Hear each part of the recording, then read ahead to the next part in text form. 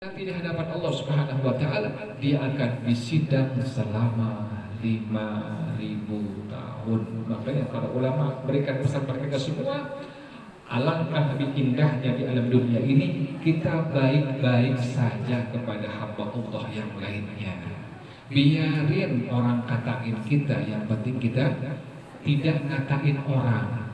Biarin orang sakitin kita, yang penting kita tidak menyakiti orang. Biarin orang zolimin kita, yang penting kita tidak menzolimi orang. Kenapa demikian? Takutlah, kata para ulama, nanti di mahkamah Allah Subhanahu wa taala, di mana tidak ada hari itu tidak ada manfaatnya harta kita, tidak ada manfaatnya jabatan kita. Yang ada manfaat hanya amal-amal saleh di hadapan Allah Subhanahu wa taala. Inilah merupakan di antara berita-berita yang benar, semua datangnya dari Allah Subhanahu wa taala yang disampaikan oleh Nabi Muhammad sallallahu alaihi wasallam. Terakhir baru kita melewati jembatan apa? As-Sirat. Jembatan ini adalah lebih tipis dari sehelai rambut yang dibelah 7. Jembatan ini adalah lebih tipis dari sehelai rambut yang dibelah 7. Sehelai rambut tipis atau tidak? Tipis, dibelah 7, lebih tipis itu, subhanallah. Yang kedua, kata Rasulullah SAW, jembatan itu ahaddu min as-sayf fil hadid, lebih tajam dari pedang yang sangat tajam.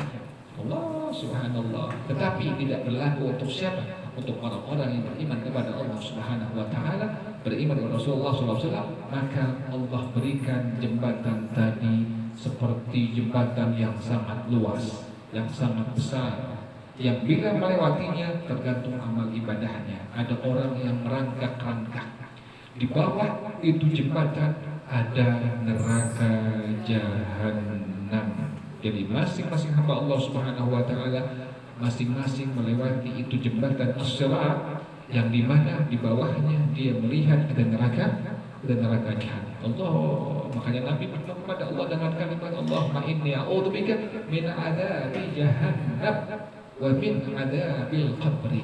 Mengerikan sekali, ya Allah. Ada yang melewatinya seperti orang yang merangkak, ada yang melewatinya jalannya lama sampai itu ujung sirat, ada yang seperti burung yang cepat terbangnya, ada yang seperti kuda yang sangat cepat larinya. Tergantung apanya? Tergantung amal-amal kebaikannya, amal-amal solehnya selama dia hidup di alam dunia. Ya Allah, makanya seorang hamba Allah Subhanahu wa taala lebih memilih kehidupan akhirat ketimbang kehidupan apa?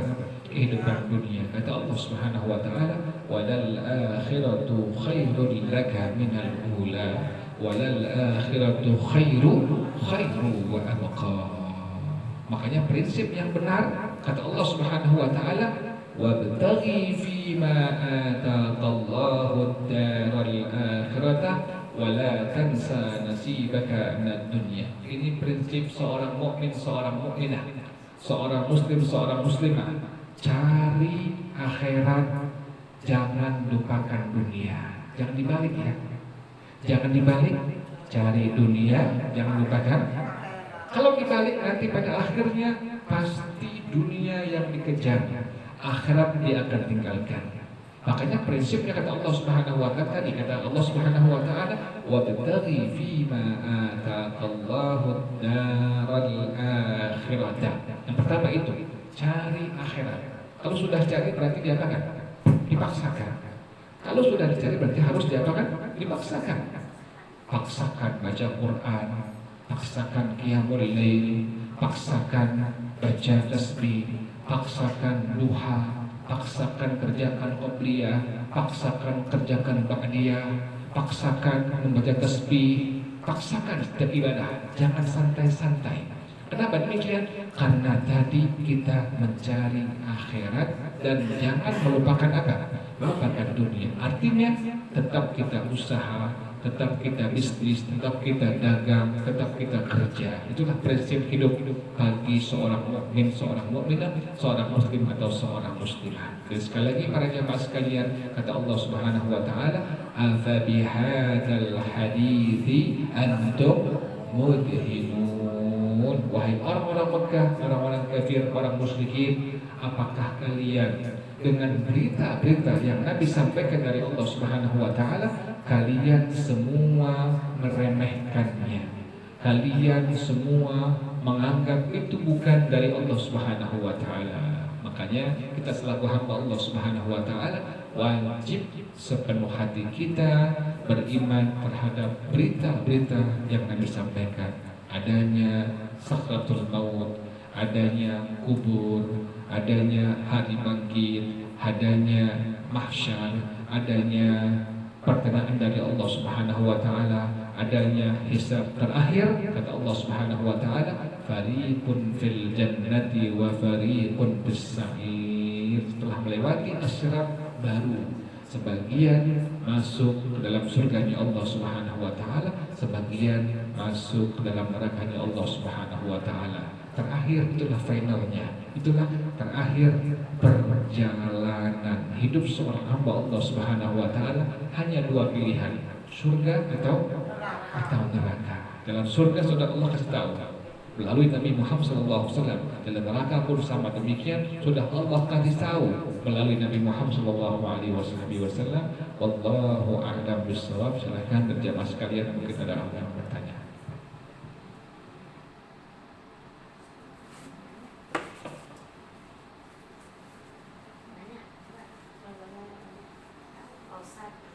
Ya, silakan.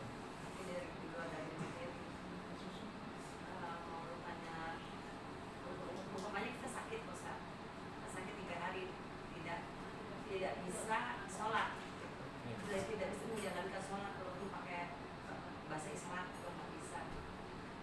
Selama 3 hari itu kita tidak sholat duhur, asar, wajib. Ya, sholat wajibnya nggak kita kerjakan. Alhamdulillah Allah kasih sembuh.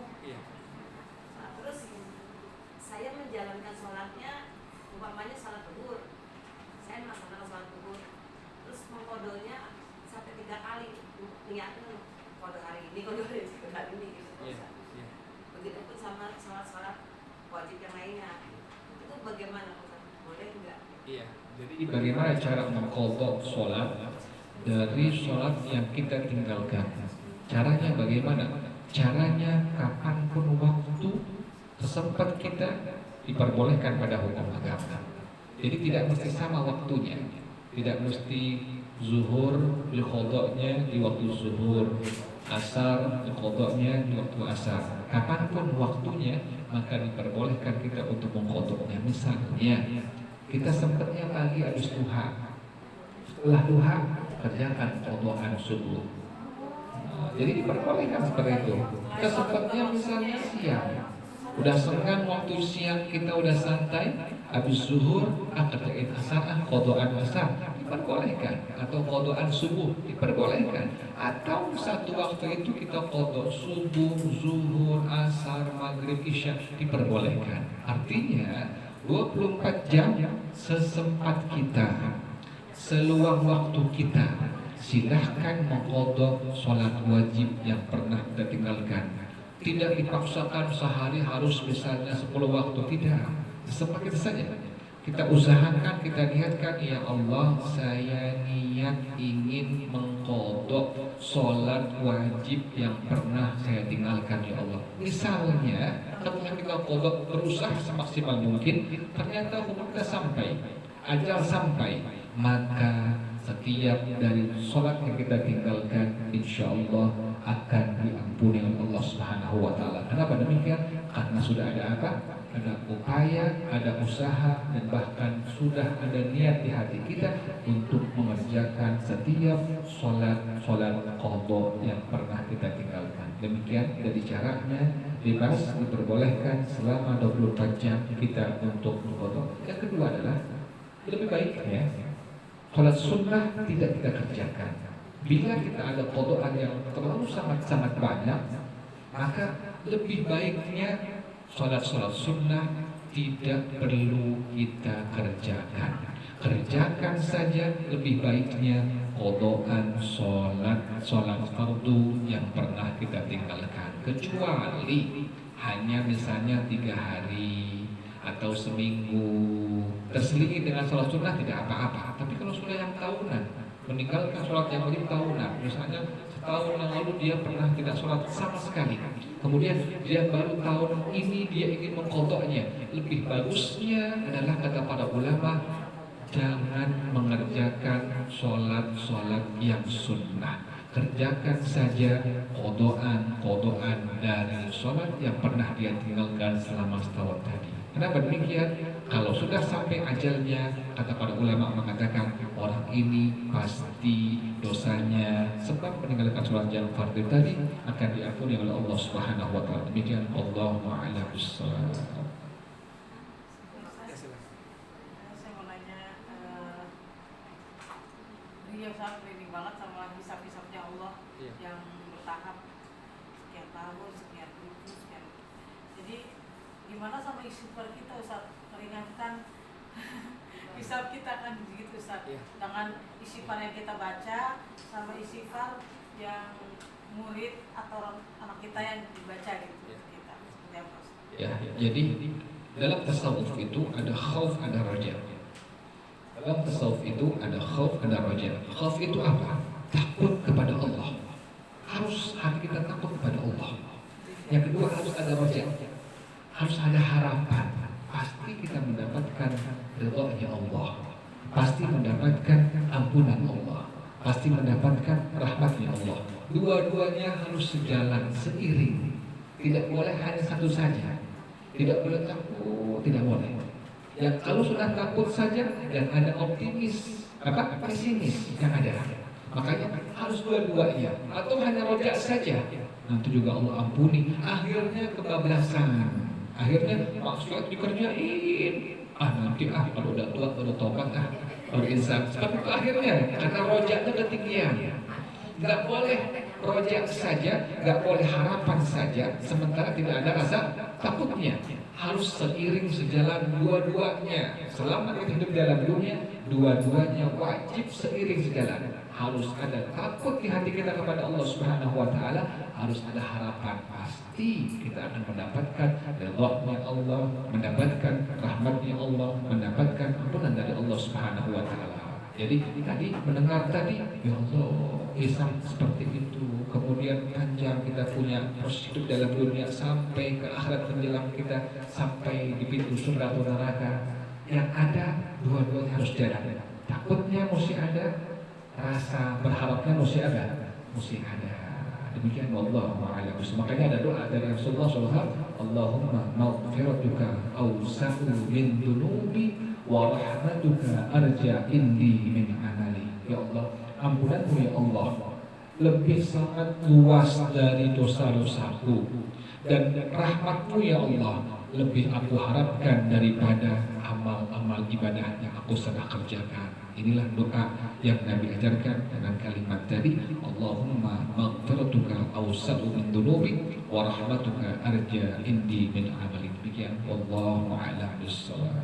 Kalau kayak sufi itu berarti udah termasuk, udah pasti ya surga gitu, kayak sufi gitu. Artinya orang itu gimana sangka baiknya kepada Allah Subhanahu wa taala. Dengan amal-amal yang dia kerjakan, dia bersangka baik, pasti Allah terima, pasti Allah ampuni, pasti Allah akan merahmati kita di hati kita. Masing-masing orang harus punya seperti itu, sangka baik kepada Allah Subhanahu wa taala. Jadi jangan sangka buruk kepada Allah, sangka baik kepada Allah. Pasti Allah rahmati aku, pasti Allah ampuni aku, pasti Allah akan berikan ridha-Nya kepada aku. Harus seperti itu, sangka baik kepada Allah, maka akan menimbulkan tadi ar-raja, harapan, kita akan meraih semua tadi. Tetapi harus tadi seiring sejalan dengan khauf atau rasa takut kepada Allah Subhanahu wa taala. Demikian wallahu a'lam bishawab. Ya silakan. Kalau itu kan batu gatal tenggorokannya kan gatal tenggorokannya. Terus apa namanya kita sholat juga itu dapat, tapi kadang-kadang suka ceret. Gimana dapat bisa? Iya. Batu kok keluar gitu. Oh, kencing. Karena Oh iya, batal kalau kita. Jadi sholatnya tetap batal dihukumkan. Ya, pas ada batu kencing sampai keluar sedikit tuh batal. Langsung kita bersihkan, maaf kita ganti dalamnya, kemudian kita wudhu kembali, sholat kembali diulang, seperti itu. Biasanya kalau begitu lagi bagaimana? Iya, iya, artinya bila sudah over baru nanti ada hukum. Bila sudah over, sudah misalnya per menit atau per 10 menit atau per setengah jam atau bahkan ada per detik misalnya batuk keluar, maaf ya, pakai pembalut.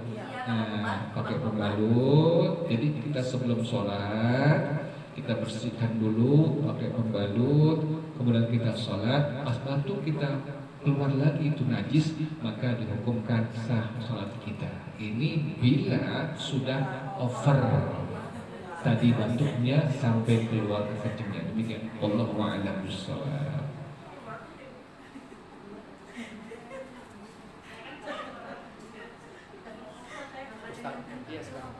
Ini menyangkut seperti dalam surat undang berbentuk tulisan bismillah. Ini menyangkut Quran yang sudah tua sekali. Itu bagaimana kita mengatasinya? Jadi ada Quran yang sudah tua sekali. Inilah kewajiban kita seorang muslim atau seorang muslimah, wajib menjaganya. Quran yang sudah tua sekali, biasanya itu orang-orang tua kita menyimpannya di lemari dan ditaruh di sekarang anaknya. Tolong jaga Quran ini, jangan sampai berbicara. Kalau sudah dikhawatirkan, sangat mengkhawatirkan. Pertama caranya adalah dengan cara dihilangkan tulisan Al-Quran dengan air atau dengan zat kimia lainnya. Bila tidak bisa atau tidak sempat, maka kita gali tanah agak tinggi, kita kubur, agak dalam kita kubur itu Quran.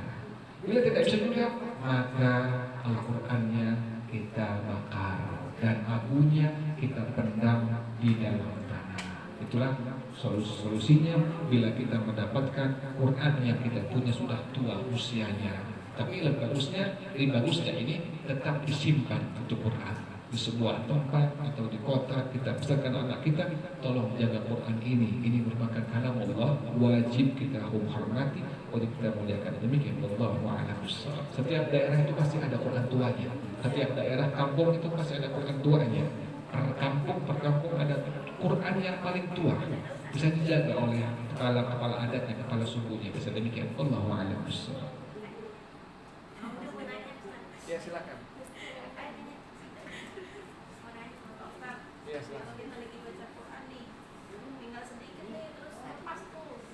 Tinggal rutin terus pakai nggak ya? Ada yang bisa Qurannya, Qurannya yang ada itunya lah, terjemahannya. Terjemahannya dibaca yang Pas Latinnya. Bukan, maksud terus buang ini. Jadi itu batal. Oh, kita kentut. Al-Qurannya ada yang terjemahan bukan yang Al-Quran. Gimana Ustaz mau ada Ya tetap. Jadi Quran terjemah itu hukumnya Quran, kecuali kitab tafsir. Jadi seperti ini. Ini kitab tafsir. Jadi ada Qurannya, ada tafsirnya. Ini lebih bagusnya memegangnya menggunakan air wudhu. Lebih bagusnya. Dan para ulama ada mengatakan tidak apa-apa bila memegang tanpa wudhu. Tapi kita ambil pendapat yang pertama tadi. Lebih bagusnya kita memegang harus dengan apa? Dengan berwudhu. Karena para ulama itu mereka mendapatkan keluasan ilmu, mendapatkan keberkahan ilmu dari kitab-kitab yang mereka baca atau mereka belajar. Sebab setiap hari mereka belajar pasti berwudhu terlebih dahulu. Jadi subhanallah. Jadi bila kita batal Quran ayat terjemahannya, Quran terjemah hukumnya adalah al-mushaf atau Al-Quran. Sama hukumnya, tidak diperbolehkan kita pegangnya bila kita batal wudhu kita. Makanya lebih bagusnya bagaimana? Di depan kita, bila kita rutin baca Quran, ada meja kecil. Meja ini seperti ini, lebih tinggi daripada kaki kita dan kul kita. Kita taruh di situ. Artinya waktu kita batal, Quran ini tidak kita pegang. Qurannya ada di meja tadi, menjaga seperti itu. Jadi bila kita batal tadi, jangan sekali-kali kita memegang Al-Quran sekalipun ada terjemahnya. Kenapa demikian? Quran terjemah adalah sama hukumnya dengan Al-Mushaf atau Al-Quran. Demikian. Allahu a'lam bishawab. Lebih pahalanya sama. Artinya dibacanya baca Arabnya, bukan baca Latinnya, bukan. Ya, baca Arabnya. Tapi ada Latinnya, ada apa? Ada terjemahnya. Nah, pahalanya sama. Mata kita memandang ada pahalanya. Setiap huruf Quran yang kita pandang itu ada pahalanya.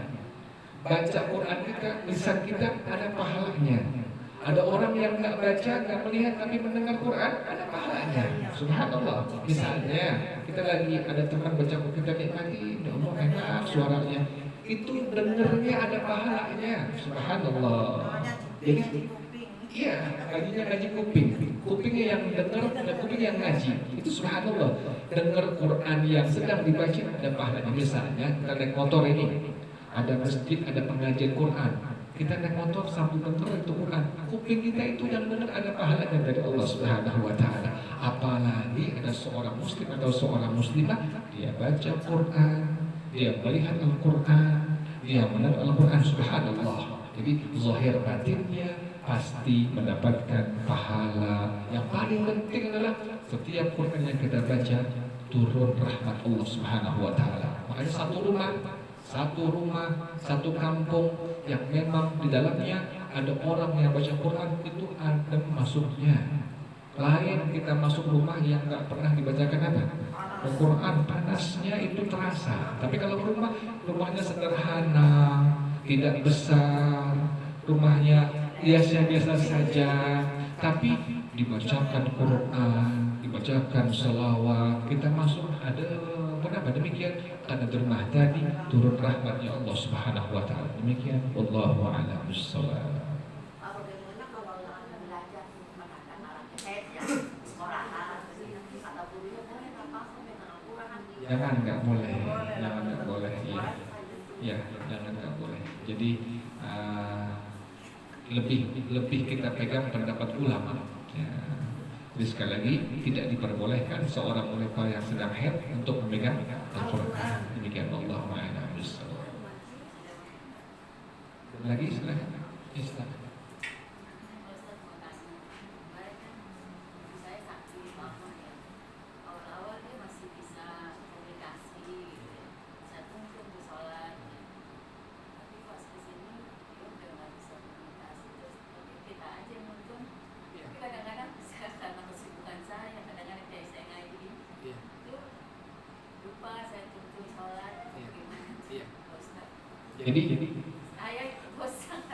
Jadi kewajiban dari anak-anaknya pertama adalah tidak semua satu anak-anaknya, semua anaknya bersilih ganti, ada jadwal-jadwalnya.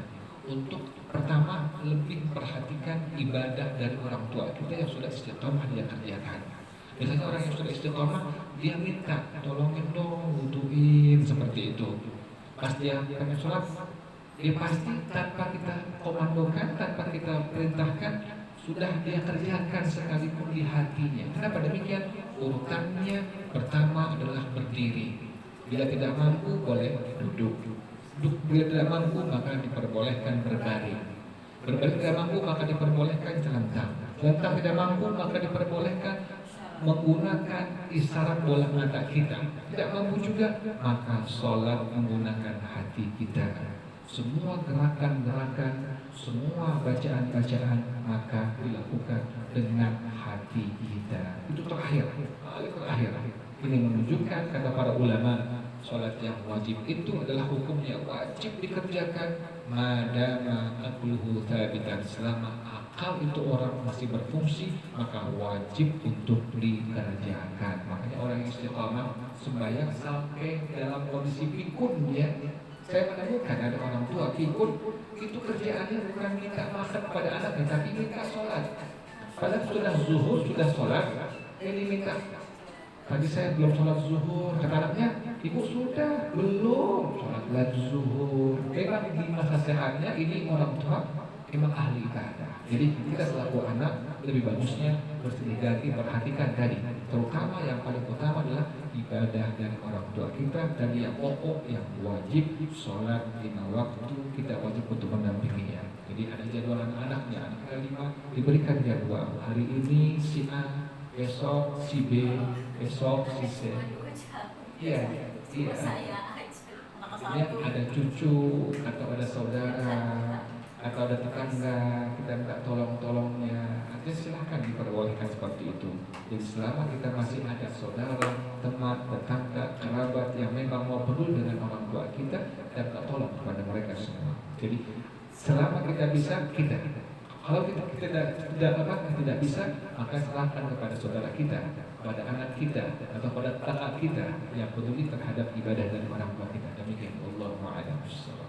Bang Ustaz, kalau kita tahu misalnya orang tua kita sebelum meninggal ada meninggalkan sholat misalnya satu atau boleh nggak kita sebagai anaknya foto sholat? Ya, apakah diperbolehkan seorang anak mengkotorkan orang tuanya atau sholat daripada yang lainnya? Diperbolehkan pada hukum agama, diperbolehkan. Niatnya bagaimana?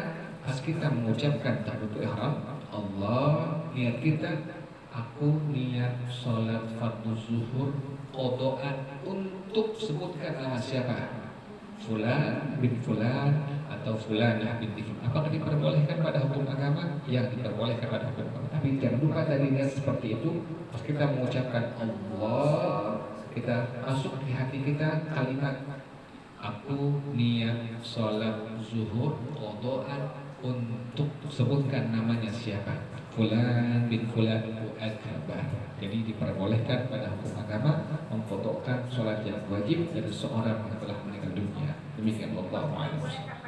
Waktunya kapan saja, sempat kita, seluang kita, diperbolehkan kapanpun. Sama seperti kita meninggalkan sholat yang wajib, kodoknya kapanpun silahkan dikerjakan. Demikian Allah a'lam bishawab. Ada lagi silakan. Terakhir, Pak. Silakan. Ini yang menyangkut orang tua yang udah unjur ya, laki-laki udah tidak bergerak lagi, hanya semata tempat tidur. Terus di rumah ini nggak ada anak laki, kebetulan ada anak perempuan, ini udah nikah gitu, membersihkan badannya, memandikan. Apa hukumnya? Ya. Bagaimana hukumnya seorang anak membersihkan badan orang tuanya? Itu orang tua, kalau kita punya guru mengatakan orang tua itu karomah, kemuliaan dari Allah Subhanahu wa taala. Beruntung bagi seorang anak yang masih memiliki orang tua. Kenapa demikian? Ada kemuliaan dari Allah Subhanahu wa taala bagi anak tadi. Anak yang bakti kepada orang tuanya sampai orang tuanya berpulang ke rahmatullah, pastikan hidup dunianya Allah berikan bahagia, apalagi nanti kehidupan akhiratnya.